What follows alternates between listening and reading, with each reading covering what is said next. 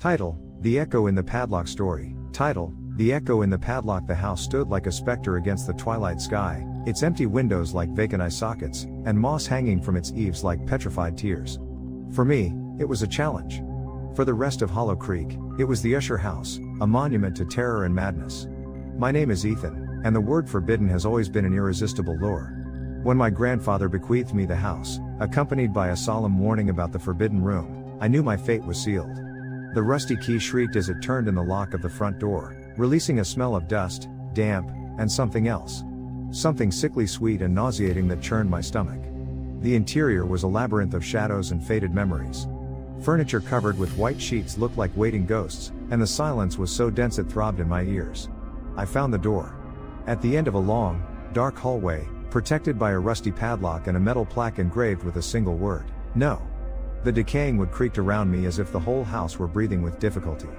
Curiosity, that sweet poison, coursed through my veins. I knew I shouldn't. Everyone in Hollow Creek knew the legend: a family tragedy, a murder, a vengeful spirit trapped behind that door. But legends were just that, right?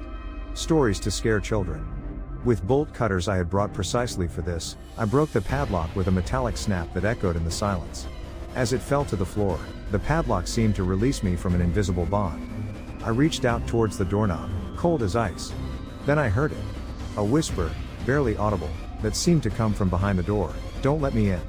The voice was feminine, young, full of despair. A shiver ran down my spine, but curiosity was stronger than fear. I ignored the plea and turned the knob. The door opened with a prolonged groan, revealing a circular, windowless room.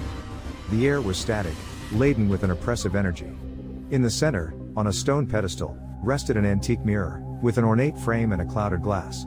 As my eyes adjusted to the dim light, I noticed that the walls were covered in drawings. Grotesque figures, strange symbols, phrases written in trembling handwriting. It was as if madness itself had manifested in that place. I approached the mirror. My reflection was pale and haggard in the dim light. I reached out to touch the glass, and then the voice spoke again, louder this time: "Please, don't let me in." I stared into it. At first, I didn't see anything, only my reflection.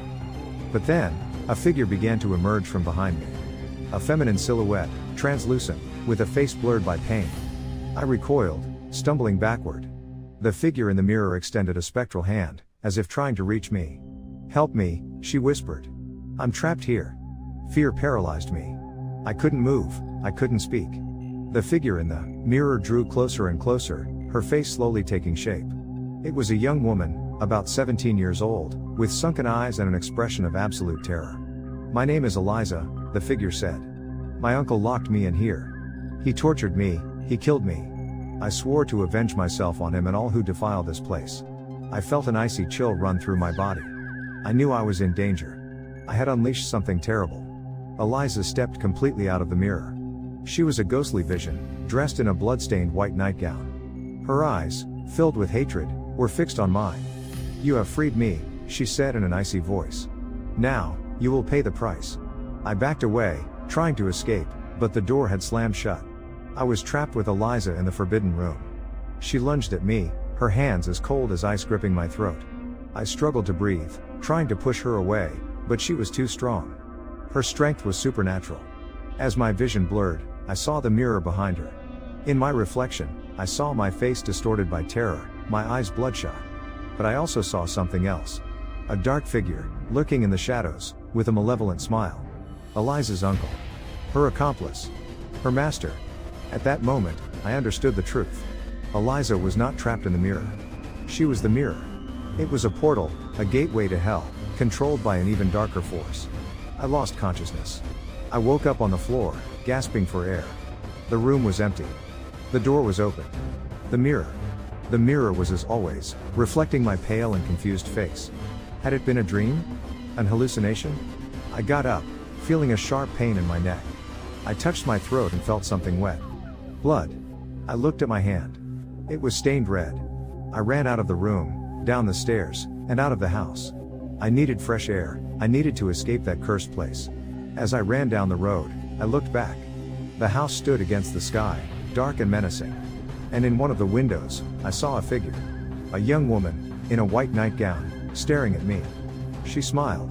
I returned to the town. I told my story to the police. No one believed me. They said I was crazy, that the house was abandoned, that there was nothing there. But I know what I saw. I know that Eliza is there. And I know that she will not rest until all who enter the Usher house pay the price. Now I live in fear. Every night, I hear whispers in my ear. I feel her presence around me. I know that one day she will come back for me. And I know that, when that day comes, there will be no escape. Because once you open the door to the forbidden room, there is no turning back. The echo of the padlock will haunt you to the end of your days. And sooner or later, it will drag you into the abyss with it. Because the real horror lies not in the ghosts of the past, but in the darkness we carry within. And sometimes, that darkness is reflected in a mirror waiting to be released.